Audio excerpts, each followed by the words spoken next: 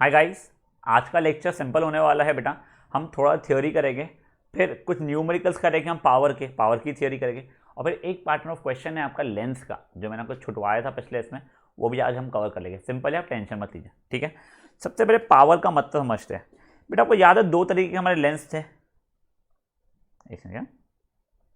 एक convex lens था, एक कॉन्केव लेंस था। कॉन्वेक्स लेंस कन्वर्ज करता था हमारा इनकमिंग रे को, CUNVERG कन्वर्ज, और ये क्या करता था हमारा, डाइवर्ज करता था बेटा। कन्वर्ज का मतलब क्या, ये आती हुई रे को फोकस के पास कन्वर्ज कर देता था, और ये आती हुई रे को फोकस से दूर डाइवर्ज करता था। अब मुझे बताइएगा, मेरे पास दो कॉन्वेक्स लेंसेज है, एक ये है और एक कॉन्वेक्स लेंस है, ये कॉन्वेक्स लेंस है। एक का फोकल लेंथ में भी कुछ +50 सेंटीमीटर है, दूसरे का में भी +25 सेंटीमीटर है। अब आप मुझे ये बताइए, इन दोनों में से कौन से लेंस में ज़्यादा कन्वर्ज होगा। अच्छा, दोनों लेंस में अलग अलग कन्वर्ज होगा क्या? ऑब्वियसली बेटा, अलग अलग फोकल लेंथ है तो अलग अलग कन्वर्ज होगा इसमें। तो बेटा वही चीज़ हम लोग पावर में पढ़ने वाले हैं। वैसे अपन सिर्फ कन्वर्ज नहीं, अपन डाइवर्ज का भी देख सकते थे, तो वही चीज़ अब हम लोग पावर ऑफ लेंस से पढ़ने वाले हैं। पावर ऑफ लेंस क्या होता है? एक लेंस की औकात की कितना इनकमिंग रे को कन्वर्ज या डाइवर्ज कर सकता है। तो इंग्लिश में अपन क्या बोलते हैं, एबिलिटी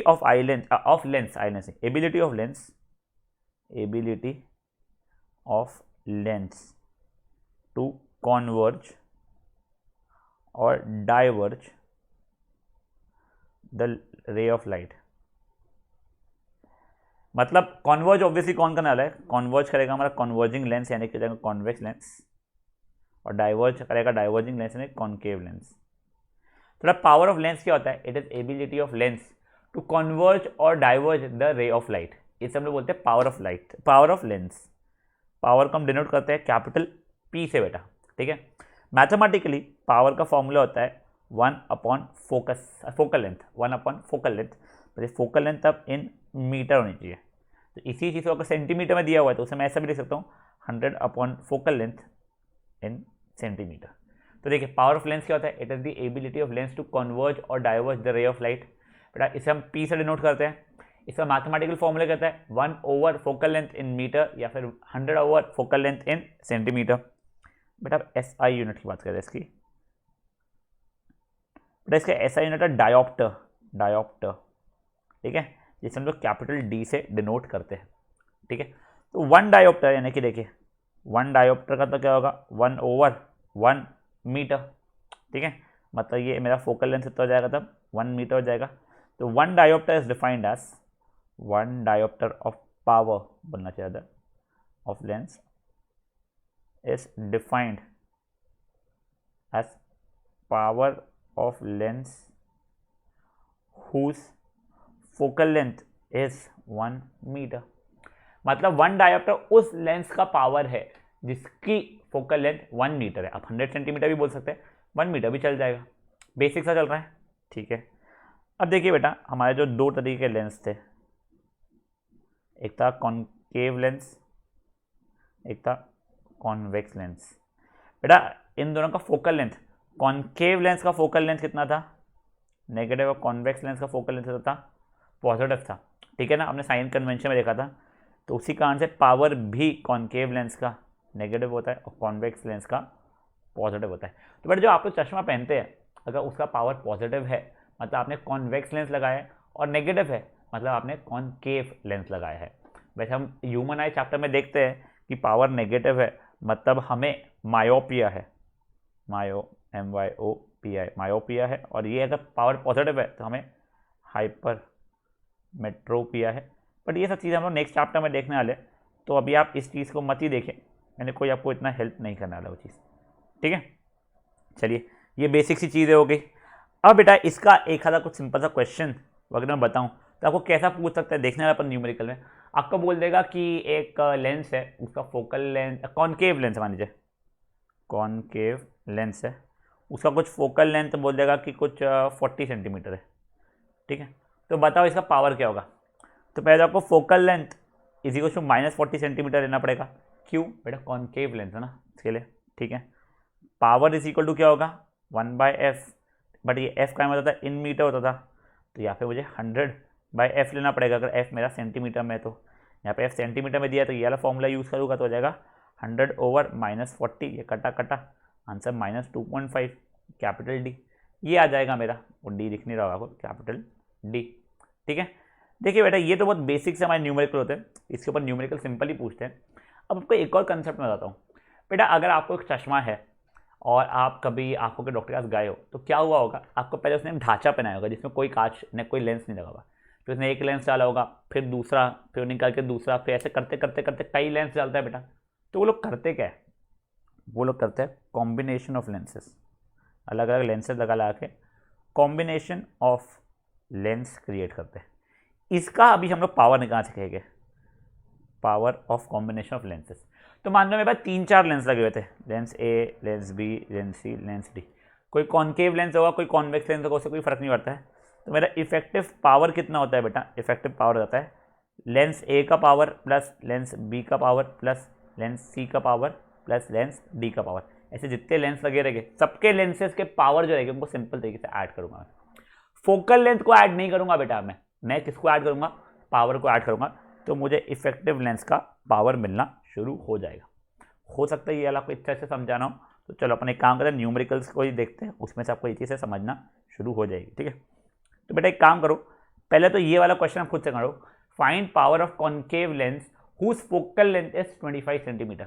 ध्यान से बेटा पहले साइन डिसाइड करना कि f पॉजिटिव होगा या नेगेटिव होगा, जो भी होगा फिर 1/f लूँगा या 100/f लूँगा। सेंटीमीटर के लिए 100/f और मीटर के लिए 1/f। ठीक है, पॉज करो और इसको सॉल्व कर लो।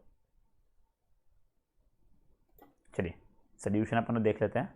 देखिए power is equal to 100/f in centimetre होता है, तो देखिए 100 ओवर कॉन्केव लेंस था तो -25, आंसर कितना आ गया था, -4 डायोप्टर। आई होप आपका ये आंसर मैच हुआ था, नहीं हुआ था अगर तो पॉज कर लीजिए और इसको एक बार सॉल्व कर लीजिए बच्चा लोग। चलिए अब ये वाले क्वेश्चन को ट्राई कीजिए, find power of convex lens whose focal length is 30 centimetre. ठीक है, चलिए मैं सॉल्व करके दिखाता हूँ आप लोगों को। ये वाला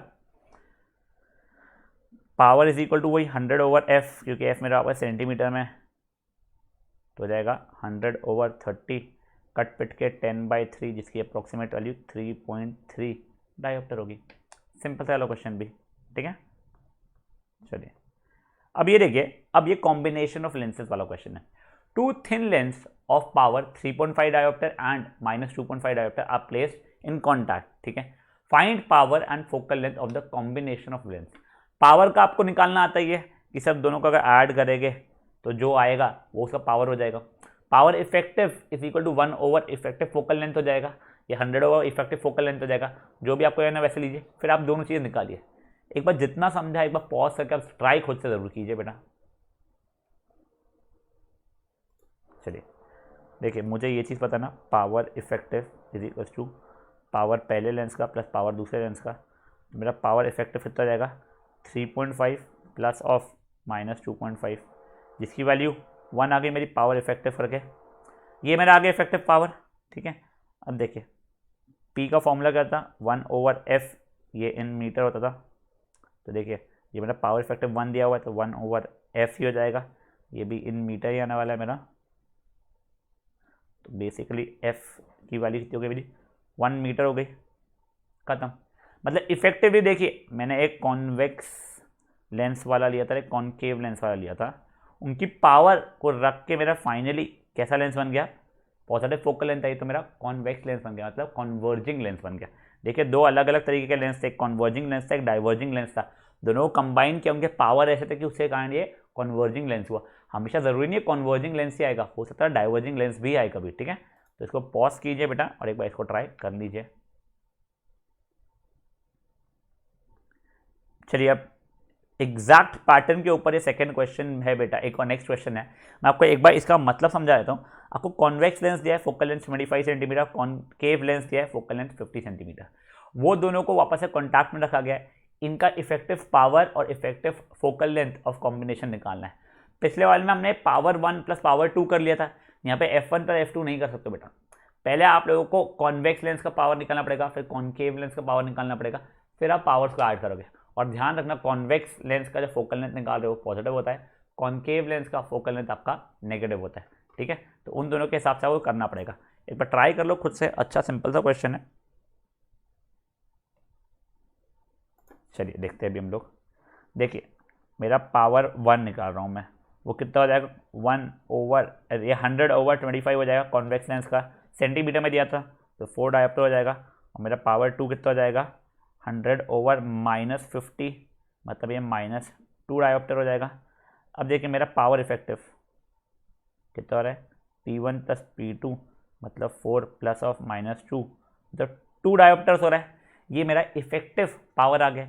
ठीक है सर, इफेक्टिव पावर तो आ गया। अब मुझे इफेक्टिव फोकल लेंथ चाहिए, तो देखिए power is equal to 100/f in centimetre रहता है, तो कितना जाएगा वो, which implies sorry 2 = 100/f in centimetre, which implies focal length in centimetre मेरा कितना हो रहा है 100/2 मतलब 50 सेंटीमीटर।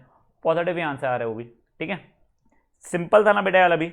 ये चीज ध्यान रखिएगा कि focal length 1 + focal length 2 = focal length effective नहीं होता है, पावर 1 + पावर 2 = पावर इफेक्टिव होता है। ठीक है, तो इसको भी कर लो पॉज और इसको कर लो सॉल्व एक बार। चलिए बेटा, अब मैं आप लोगों को लेके आता हूं आखिरी इस पे क्वेश्चन पे आज के। ठीक है, देखिए बेटा आखिरी क्वेश्चन क्या है, समझिए इसको, पैटर्न ऑफ क्वेश्चन क्या है ये इस अच्छे समझिए। ये आपको प्रैक्टिकल बेस्ड क्वेश्चन के हिसाब से आते हैं वैसे। An object placed on metre scale, पहले तो मैं मीटर स्केल का मतलब समझाता हूँ। बेटा आप लोग कॉलेज स्कूल की लैब में जाओगे ना, एक ऐसी लंबी सी स्केल होती है, ये 1 मीटर की होती है, फिर रीडिंग रहती है ऑब्वियसली, ये 0 सेंटीमीटर 1 सेंटीमीटर 2 सेंटीमीटर से करते करते करते करते करते इस पर रीडिंग्स रहेगी। मीटर्स क्या होते हैं 100 सेंटीमीटर तक की ऐसी रीडिंग रहती है। ठीक है, अब आगे क्या दिया हुआ है, metre scale an object is placed on metre scale at 8 centimetre mark, मतलब यहाँ पे कहीं 8 लिखा हुआ होगा, यहाँ पे मेरा ऑब्जेक्ट प्लेस किया हुआ है। चलिए ठीक है, it focuses its image on wide screen placed at 92 centimetre mark. ठीक है, मतलब यहाँ पे जहाँ पे 92 वाला होगा वहाँ पे मेरा स्क्रीन रखा हुआ है। ठीक है, अब मेरी ड्राइंग बड़ी ख़राब है, हम सो सॉरी, स्क्रीन ऐसा समझ लीजिए, स्क्रीन रखा हुआ है। ठीक है, और इमेज ऑब्वियसली इसके स्क्रीन के ऊपर बन रही है फिर। ठीक है, and the converging lens, converging lens यानी कॉन्वेक्स लेंस होता है पता है, इस प्लेस दैट 50 सेंटीमीटर मार्क। देखिए ये 50 हो गया कहीं तो भी, यहाँ पे मेरा कॉन्वेक्स लेंस प्लेस्ड है। ठीक है, मुझे क्या निकालना है, find the focal length of the lens. अब बच्चा देखिए, मुझे आप लोग ये बताइए ऑब्जेक्ट डिस्टेंस कितना हुआ है, इसमें ऑब्जेक्ट डिस्टेंस कितना हो रहा है आपके हिसाब से मुझे बताइए। देखिए मैं समझाता हूँ ऑब्जेक्ट डिस्टेंस हम निकालेंगे कैसे। देखिए अब आप लोगों के लिए ये कोऑर्डिनेट ज्योमेट्री ऐसा हो जाएगा, कार्टेशियन प्लेन हो गया, ये जहाँ पे ये 0 है, फिर ये यहाँ से 42 स्टेप्स बैक में है, तो u मेरा -42 हो जाएगा। सब कुछ भी नहीं समझा, चल मैं बेसिक लैंग्वेज में समझाया था आप लोगों को क्या हुआ है। बेटा देखो आपका ये 8 से लेके 50 तक के का ऑब्जेक्ट डिस्टेंस अगर आपको निकालना है तो कितना आगे जाना पड़ा आपको, 42 सेंटीमीटर जाना पड़ा, तो u आप लोगों का हो गया -42। देखिए यहाँ से यहाँ का डिस्टेंस ऑब्जेक्ट और लेंस के बीच का डिस्टेंस ऑब्जेक्ट डिस्टेंस होता।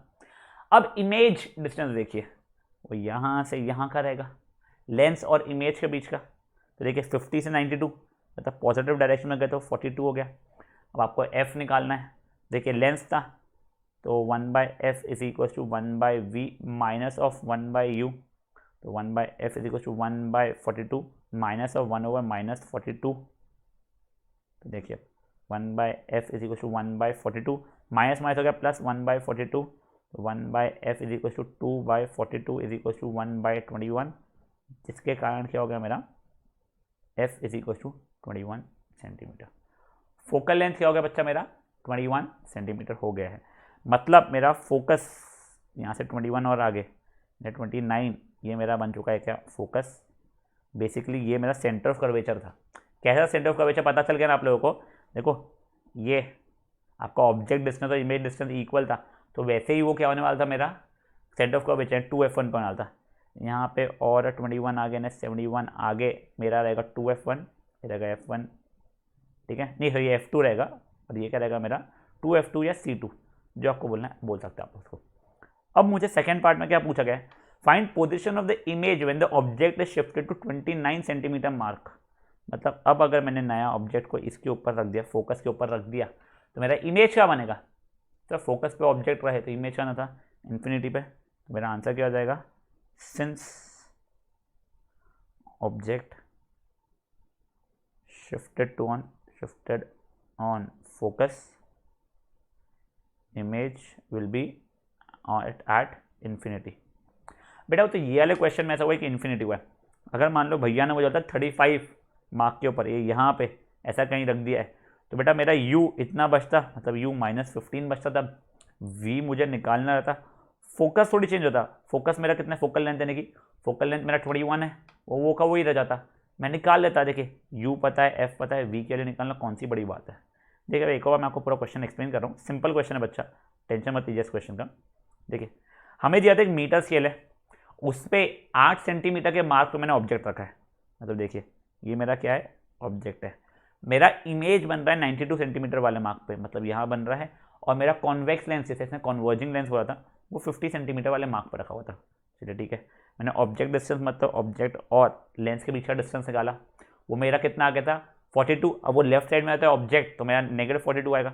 इमेज डिस्टेंस इसके और इसके बीच का डिस्टेंस वही 42 था, राइट साइड में था, तो v = +42। फॉर्मूला लगा के मैंने f निकाल दिया, तो f मेरा 21 आ गया।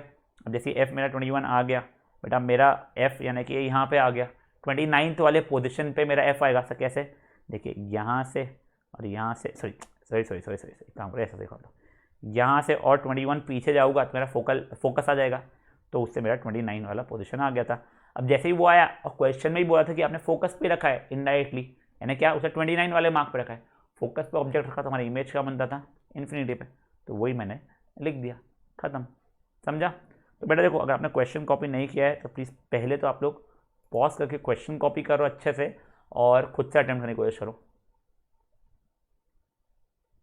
अब जिन बच्चों ने क्वेश्चन कॉपी कर लिया था, आंसर एक बार आप खुद से ट्राई कर सकते हैं पॉज करके।